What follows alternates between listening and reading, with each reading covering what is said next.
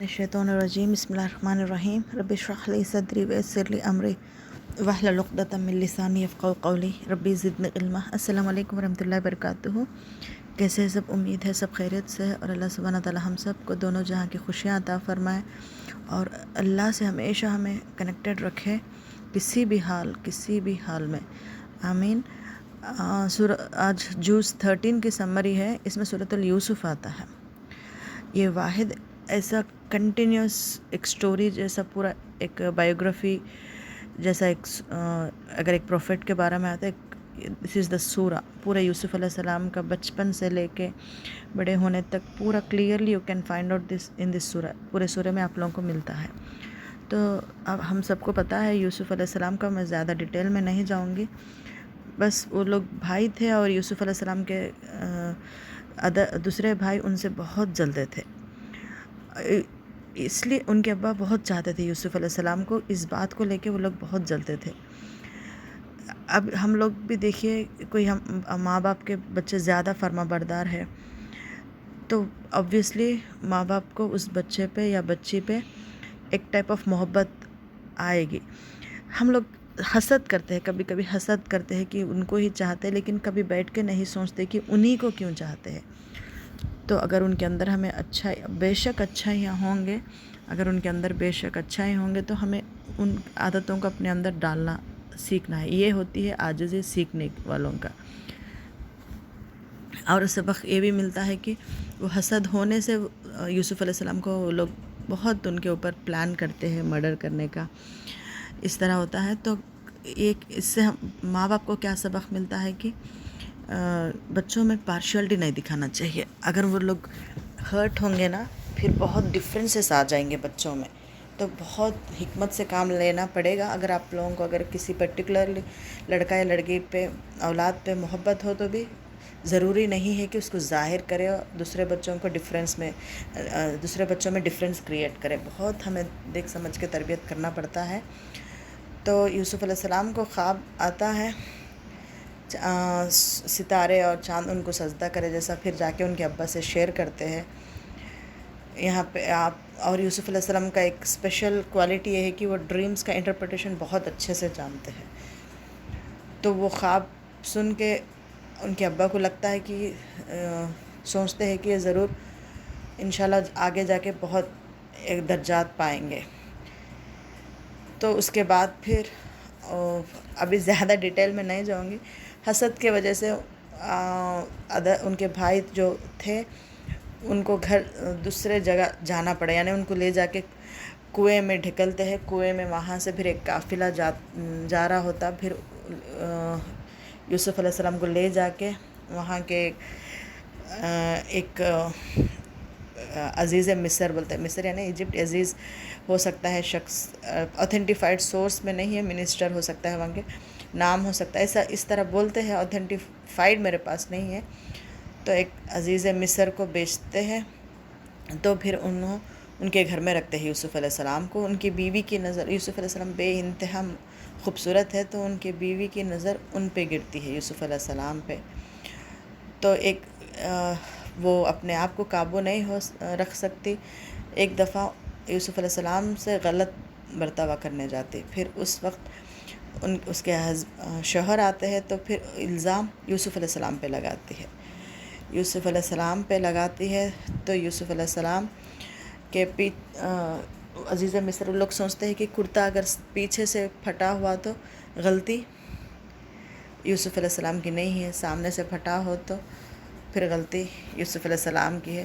تو پیچھے سے پھٹا رہتا کیونکہ وہ عورت کھینچتی ہے۔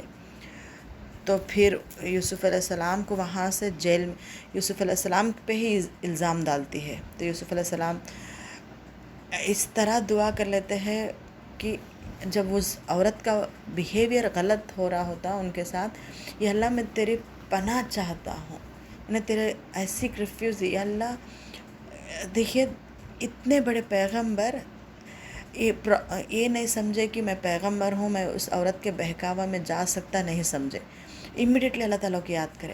اس سے کیا معلوم ہوتا ہے کہ نفس کی کمزوری سے ایون پیغمبر بھی ڈرتے تھے، ہم لوگ سوچتے ہیں ہم لوگ بہت نیک ہیں، ہمارا نفس بہت اسٹرانگ ہے، میں بہت پردے میں رہتی ہوں، میں اس طرح کا ہمارے اندر ایک تکبر ہوتا ہے، میں بالکل میں بہت پردے والی ہوں۔ الحمدللہ اچھا ہے، لیکن کبھی بھی یہ مت سمجھو کہ نفس بہت آپ کے قابو میں ہے، کبھی نہیں ہو سکتا۔ اللہ تعالیٰ کے مدد کے بغیر ہم کبھی بھی اپنے نفس کو قابو میں نہیں رکھ سکتے، تو ہمیشہ ہمیں نفس کی خواہشات سے بچنے کی دعا کر لینا چاہیے، نفس کے برائیوں سے بچنے کی دعا کر لینا چاہیے۔ اور یوسف علیہ السلام سوچتے ہیں کہ اس عورت کے وہاں رہنے سے بہتر ہے کہ جیل میں رہے، تو جان بوجھ کے ہمیں اگر ہمارے نفس کو، عزت کو اگر کوئی دھوکہ ہے کوئی کام سے، تو وہ کام سے ہمیں بالکل اپنے آپ کو دور رہنا چاہیے، اس چیز سے ہمیں اپنے آپ کو دور رہنا چاہیے، اس جگہ میں کبھی نہیں جانا چاہیے، اس چیز کے قریب بھی نہیں چاہیے۔ اس لیے اللہ تعالیٰ لا تقرب الزنا، زنا کے قریب بھی مت جاؤ۔ ہم لوگ سوچتے کیا ہوتا اس طرح ٹریول کرتے، اس طرح بے فکر ہوتے، نہیں، ہمیں نہیں پتہ کب کیا ہوتا ہے، تو اپنے لمیٹیشنز میں ہم لوگ بے شک ہونا چاہیے، بے شک اپنے لمیٹیشنز میں ہونا چاہیے۔ نفس بہت برے طریقے سے انسان کو بدترین درجے کو اتار دیتا ہے، بدترین حال میں کر کے چھوڑ دیتا ہے۔ ہم دیکھتے ہیں، اکثر یہ دیکھتے ہیں، تو ہر چیز ہمارے حفاظت کرنا چاہیے۔ ہمیں یہ نہیں سوچنا چاہیے کہ کیا ہوتا ہے سامنے والوں کے میں دل میں کیا چل رہا ہوتا ہے، ہمیں نہیں پتہ، تو جان بوجھ کے سچ کے نامحرم کے سامنے جانا، ان سب چیزوں سے ہمیں بچنا چاہیے۔ پھر یوسف علیہ السلام کو جیل میں رہتے ہوئے ہی وہاں پہ دین کا کام کرتے ہیں، اسلام کا پیغام دیتے ہیں۔ یہاں سے ہمیں معلوم ہوتا ہے کہ ہم سوچتے ہیں کہ ہمارے ہاتھ میں ایک بڑا مائک ہو، بہت سارے لوگ درس کو اٹینڈ کریں، بڑا جب بھی ہم دین کا کام کریں، جیسا نہیں، ہمارے رویے سے بھی ہم دین کا کام کر سکتے ہیں۔ اور چھوٹے چھوٹے باتیں ہمارے گھر والوں کو اللہ تعالیٰ پہلے فرسٹ اسٹیپ لینا پڑے گا۔ ایک ہی دم ہم لوگ بہت کچھ سوچتے ہیں کہ ہم مائک لے کے 1 گھنٹہ لیکچر دیں، ایسا بالکل نہیں ہے۔ سچویشن کو ہم اپرچونٹی میں بدلا لینا چاہیے۔ اگر ہمارے گھر میں کوئی پڑوسی آ کے بیٹھے آزو بازو، بس انف، الحمدللہ، آپ کی بات اگر ان کے ایک پہ بھی تاثیر ہوئی، آپ کو وہی بات، وہ ایک شخص آپ کو جنت میں لے جا سکتا ہے۔